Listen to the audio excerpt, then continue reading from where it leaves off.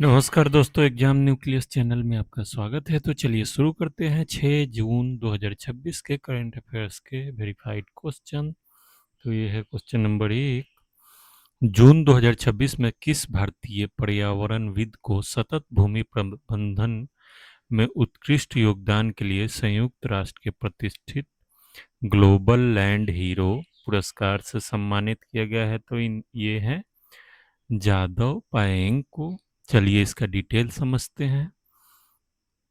तो इन्हें क्या उपाधि दिया गया है? तो फॉरेस्ट मैन ऑफ इंडिया भी कहा जाता है।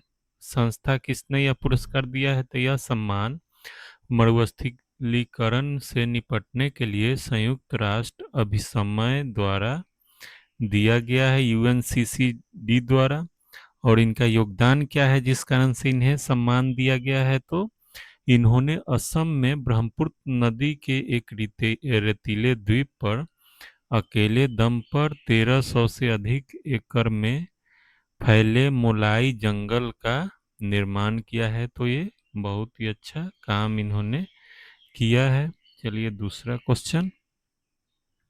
भारतीय रक्षा अनुसंधान और विकास संगठन डीआरडीओ ने हाल ही में किस स्वदेशी लो इलेक्ट्रॉनिक सिग्नेचर वाले स्टील्थ कॉम्बैट ड्रोन का सफल उड़ान परीक्षण किया है? तो ये किया गया है घातक का। इसका डिटेल समझते हैं। तो तकनीक क्या है? तो घातक भारत की पहली स्वदेशी autonomous flying wing technology demonstrator और प्रोग्राम है जो दुश्मन के रडार की पकड़ में नहीं आता है। अब परीक्षण स्थल कहाँ पे इसका परीक्षण किया गया? तो इसका सफल परीक्षण कर्नाटक के चित्रदुर्ग में एरोनॉटिकल टेस्ट रेंज में किया गया है। तो ये एक महत्वपूर्ण उपलब्धि है भारत के लिए। तीसरा क्वेश्चन। नीति आयोग द्वारा जून 2026 में जारी सतत विकास लक्ष्य एसडीजी भारत सूचकांक 2025-26 में किस राज्य ने देश में पहला स्थान हासिल किया? तो यह गौरव केरल ने हासिल किया है।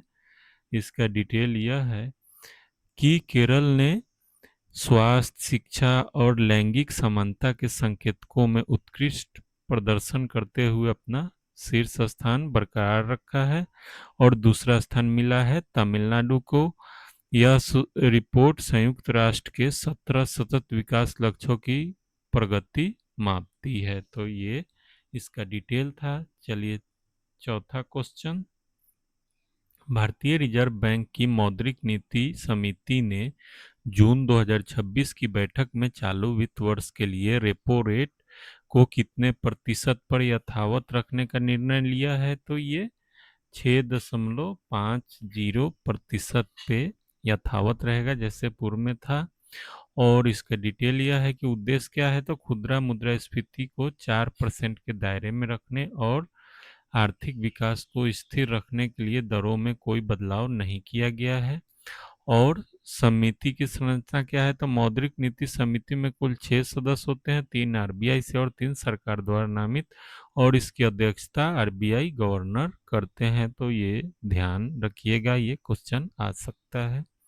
पांचवा क्वेश्चन। वर्ष 2026 में आयोजित होने वाले 52वें G7 शिखर सम्मेलन की मेजबानी निम्नलिखित में से कौन सा देश कर रहा है? तो यह कनाडा के द्वारा इसकी मेजबानी की जा रही है। और डिटेल यह है कि जून 2026 में कनाडा में होने वाले सम्मेलन में एआई नियमन, वैश्विक आपूर्ति श्रृंखला और क्लाइमेट फाइनेंस पर मुख्य रूप से चर्चा हो रही है। और भारत की इसमें स्थिति क्या है? तो भारत को इस सम्मेलन में एक गैर सदस्य अतिथि देश इनवाइटी कंट्री के रूप में विशेष तौर पे आमंत्रित किया गया है। तो ये था इसका डिटेल। इसका पीडीएफ इस टेलीग्राम लिंक से डाउनलोड करें। आप लोगों का वीडियो देखने के लिए बहुत बहुत धन्यवाद। Thanks for watching.